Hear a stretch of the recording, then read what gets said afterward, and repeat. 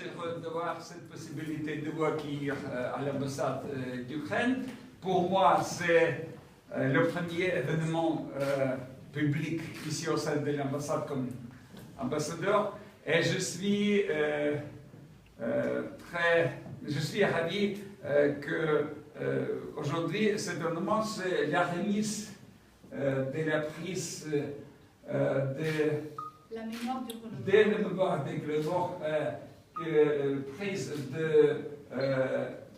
le comité représentatif de la communauté ukrainienne en France, et c'est prise pour le film de Bénédicte Benet, excusez-moi, je suis un peu confus, de Bénédicte Benet, qui est dédié au sujet de Holodomor. C'est très important que nous avons ce film qui dit beaucoup à propos de Holodomor et qui dit beaucoup pour la public française. Pour nous, c'est la tragédie absolument noire. C'est la tragédie qui a marqué l'existence de la société ukrainienne, du peuple ukrainien pendant beaucoup des années. Et cette tragédie a exercé l'influence tout à fait néfaste sur tous les aspects de la vie de la société ukrainienne, sa démographie, son histoire, ses perspectives, sa culture. Mais aussi, pour moi, il y a deux symboles dans la tragédie de Holodomor. Bien sûr, c'est un symbole des crimes perpétués par les régimes totalitaires. Mais aussi, c'est le symbole de la force d'esprit ukrainienne, de sa volonté de vivre librement dans l'État ukrainien. Et cette force nous a menés vers la création d'États indépendants. Et c'est très important que les commémorations pendant l'année précédente de Holodomor, c'était aussi les jours de commencement de révolte populaire de la révolution de dignité. Donc la révolution contre oppression pour la démocratie, pour le choix européen, pour les Ukrainiens. Donc je pense que les gens qui ont été dans le Maïdan étaient aussi encouragés, inspirés par cette force d'espoir, force de l'esprit ukrainien. Et pour moi, c'est très important. Et maintenant, cette force nous mène pendant la guerre contre l'agresseur russe qui a envahi l'Ukraine. Et je pense que peut-être les leçons de Holodomor pour nous, c'est une possibilité de détruire l'esprit ukrainien, la volonté des Ukrainiens pour la liberté et pour la démocratie. Donc, avec ce mot, je passe la parole à Mme Passerbach. Merci, Excellence. Excellence, au pluriel, merci d'être présent. Mesdames, Messieurs les présidents de l'association, chers amis, Bénédicte. Excellence, tout d'abord, nous vous remercions d'avoir accepté avec enthousiasme de nous recevoir dans votre ambassade pour remettre le prix de la mémoire du Holodomor. Bénédicte, en 2013, lorsque nous t'avons annoncé que tu étais la lauréate du prix de la mémoire du Holodomor, nous ne pouvions imaginer que nous nous retrouverions un an après à l'ambassade d'Ukraine en France pour te remettre un double prix, le prix 2013 et 2014. Le Maïdan nous a tous entraînés dans un tourbillon qui ne nous a pas permis de nous retrouver. Alors, et finalement, quelquefois, il faut savoir se laisser porter et guider. Bénédicte, aujourd'hui, c'est ton engagement pour faire connaître le second génocide du XXe siècle que nous souhaitons récompenser. Ton engagement physique, près de 3 tournages de plus de 3 semaines sur le terrain, ton engagement de journaliste, avec près de 50 interviews, souvent inédites, puisque tu as même rencontré des survivants qui ont parlé pour la première fois, grâce à toi. Ton engagement financier, puisque tu n'as obtenu aucune coproduction et même quelquefois rencontré des interlocuteurs français hostiles à parler du génocide ukrainien. Et enfin, un engagement politique, et tu le comprends aujourd'hui, par le choix même du titre. Il y a 3 semaines, le film était présenté à Kiev, à l'initiative de l'Institut ukrainien de la mémoire nationale dirigé par Volodymyr Viatrovitch, dans une salle bondée, près de 700 personnes. J'ai reçu des messages Facebook en direct. Il a été présenté à la télé ukrainienne sur la première chaîne nationale et une tournée est même prévue dans toute l'Ukraine pour le présenter. Un vrai succès donc. Un autre succès, un succès en France, parce qu'il est référencé dans les médiathèques universitaires et il devient aujourd'hui un support pédagogique. Finalement, nous avons bien fait d'attendre. Il aurait fallu te remettre 2 prix, 2 trophées, je veux dire. Je choisis délibérément de ne pas revenir sur la tragédie même du génocide ukrainien qui a fait 10 millions de morts en 1932 et 1933 et s'inscrivait dans un plan structuré qui a débuté dès 1929 avec l'élimination des intellectuels puis des prêtres ukrainiens pour s'achever en 1934 avec le massacre des Kobzars, garant de la mémoire nationale. Je préfère aujourd'hui vous inviter, un peu ce que vous avez fait, Excellence, vous inviter à nous souvenir de ceux qui, il y a 1 an, dans la nuit du 10 au 11 décembre 2013, ont subi la violence démesurée de la main d'un président aujourd'hui réfugié chez un voisin belligérant. Le Maïdan a permis aux Ukrainiens de se connaître et de se reconnaître, de s'approprier leur identité, de se rassembler, de s'approprier leur culture, leur langue et leur histoire. Les mensonges aujourd'hui tombent les uns après les autres. La désinformation russe dont l'Ukraine a été victime depuis toutes ces années et que nous tentions en vain de dénoncer est révélée au grand jour. Un des mensonges les plus honteux qui a enfermé le peuple ukrainien est sans doute celui du Holodomor. Comment la Russie a nié, puis parlé de disette, puis convenu d'une famine, puis l'a étendu aux frontières proches de l'Ukraine pour en nier le caractère génocidaire. Nous n'avons jamais eu aucun doute, mais il nous fallait une autre parole, un autre regard, et tu nous l'offres. Les conséquences du Holodomor sont visibles dans l'Ukraine démocratique contemporaine et nous ne pouvons plus permettre que le mensonge et le silence qui ont suivi perdurent. Ton film s'inscrit pleinement dans cette dynamique de la vérité pour que les morts du Holodomor sortent de l'oubli et trouvent, 81 ans après le génocide ukrainien organisé par la Russie, la place qui leur est due dans les livres d'histoire. Merci à toi.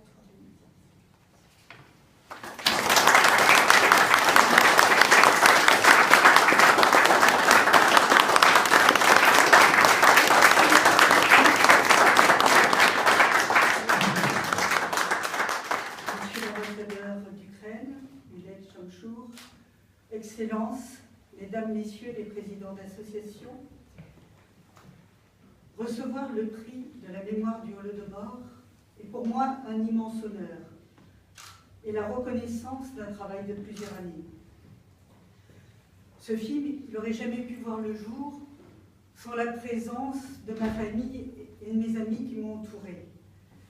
Je voudrais donc remercier tout particulièrement mes enfants, Alice et William, qui ont vu régulièrement leur mère disparaître en Ukraine et que j'ai laissé très souvent seule le soir pendant que j'étais en train de écouter le film. Ma sœur Jeannette, qui s'est totalement investie dans ce documentaire et aussi à défendre la reconnaissance du Holodomor. Elle Elle a, pendant le film, pris une quantité incroyable de casquettes et elle continue toujours aujourd'hui à aider à la promotion du film et à défendre cette reconnaissance. C'est à elle aussi que vous devez les dessins du film et les tableaux qui sont ici exposés. Et je dois l'avouer aussi, elle a dû supporter une sœur qui était très souvent fatiguée, exigeante, pour ne pas dire autre chose. Mais sans elle, ce film n'aurait jamais existé. Donc, grand merci Janine. Je voudrais également remercier ma nièce Christelle, qui s'est chargée de la gestion financière du film. Roré, qui est en tournage, qui m'a dit qu'il viendrait ce soir, mais le travail le retient. Il s'est complètement dévoué lors de ce tournage. Et il est espagnol et il a su supporter bravement les températures ukrainiennes hivernales et surtout il a su montrer beaucoup de sollicitude avec les survivants pour que les personnes âgées soient à l'aise et puissent témoigner en toute confiance. Je remercie Vincent pour tout son travail de mixage son, pour la finalisation du film, Michel et Laure pour la création et l'interprétation de la musique, Mathieu pour son soutien technique tout au long du montage, et tous mes amis qui m'ont soutenu. Donc vous voyez, ce prix, c'est celui de nombreuses personnes. Évidemment, je n'oublie pas l'indispensable et précieuse aide que celle des traducteurs. Au moment du tournage et pendant toute la longue période de post-production, il y avait des heures d'interview à traduire. Et aussi un grand merci à Oksana Gourde, qui a passé des nuits blanches avec moi lors du montage du film. Sa mère Olga, qui réside à Kiev, a toujours été là pour nous aider aussi aux traductions et elle nous aide aujourd'hui aussi à promouvoir le film avec d'autres amis en Ukraine. Je remercie également Nathalie Pasternak et Frédéric Linda pour leur soutien et aussi tout particulièrement la famille Naomiak. Lorsque j'ai commencé mes recherches pour ce film, j'ai été voir Philippe Naomiak à Dole, en Bretagne, et c'est là où l'histoire a commencé, car son père Vitali était un survivant du Holodomor. Philippe avait déjà fait un long voyage pour recueillir des témoins. Pardon, pas un long voyage, c'était aussi un long voyage, mais un long travail pour recueillir des témoignages de survivants dans le village de son père. Et quand j'étais le voir à Dole, il m'a dit, si tu veux, dans 3 mois, je pars en Ukraine dans le village, pourquoi tu ne viendrais pas avec nous? Et voilà, c'est comme ça que le film a commencé. Et à ce moment-là, je ne me suis pas posé la question de comment j'allais faire pour pouvoir financer cette production. Partir avec eux était une opportunité à saisir, les survivants devenant de plus en plus âgés. Donc j'avais le matériel de tournage, il restait le problème du transport des salaires de la régie. Je me suis dit, bon, on va avancer, persuadée qu'après, que pour un tel sujet, ça ne serait pas compliqué de trouver le budget de la réalisation de ce film. Or, à mon retour, les télévisions, les sociétés de production que j'ai contactées, personne n'a osé s'investir dans ce projet. Entre autres raisons, je me suis rendu compte, au fur et à mesure des rencontres, que le sujet faisait peur. Pourquoi? Parce que les télévisions n'aiment pas parler des famines, et aussi mettent une hiérarchie dans les génocides. Le Holodomor n'est pas reconnu comme un génocide en France, et notre pays se positionne souvent face à la Russie en privilégiant son intérêt économique. Alors, j'ai décidé de produire moi-même ce film. Et pourquoi j'ai pris cette décision? C'est la rencontre avec les survivants qui m'a fait prendre cet engagement. La rencontre avec les derniers anonymes qui vont mourir en apportant avec eux la souffrance de la non-reconnaissance de ce génocide. Lors du premier tournage, j'étais partie comme une simple réalisatrice qui va tourner un sujet. Or, j'ai eu devant moi des personnes de 90 ans qui parlaient pour la première fois de ce qu'ils avaient vécu dans leur enfance. Souvent, ils restaient le seul survivant de leur famille. Tout au long de leur vie, ils n'ont jamais rien dit à leurs propres enfants et petits-enfants. Lorsque j'avais fini les interviews des survivants, ils me remerciaient et je voyais leur visage se métamorphoser comme si je venais de les soulager d'un immense poids. Et c'est ainsi que j'ai pris conscience de l'importance de ce film. Ce documentaire est devenu pour moi un devoir de mémoire. Mémoire qui n'a pas pu se faire avant, le régime soviétique ayant fait tomber une chape de plomb sur ces événements. À peine le Holodomor était-il terminé que la grande terreur apparaissait. Et en parler était tabou.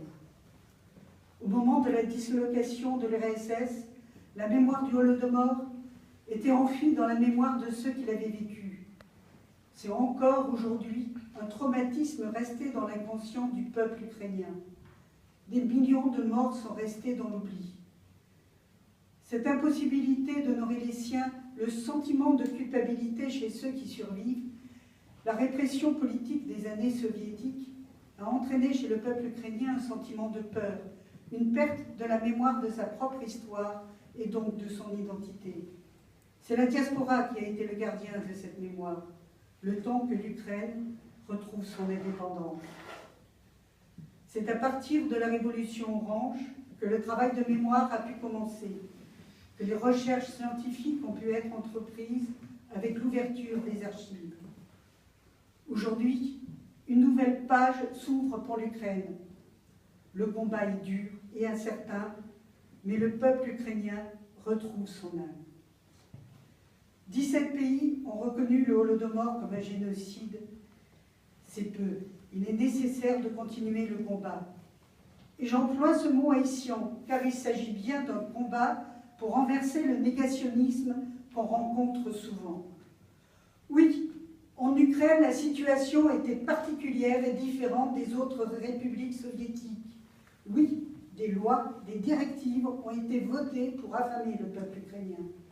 Oui, pour la première fois dans l'histoire de l'humanité, un homme, Staline, a utilisé en temps de paix l'arme de la faim comme outil politique. Les documents d'archives le prouvent, les historiens du monde entier le disent. Et donc, je me dis, qu'attendent donc nos politiques?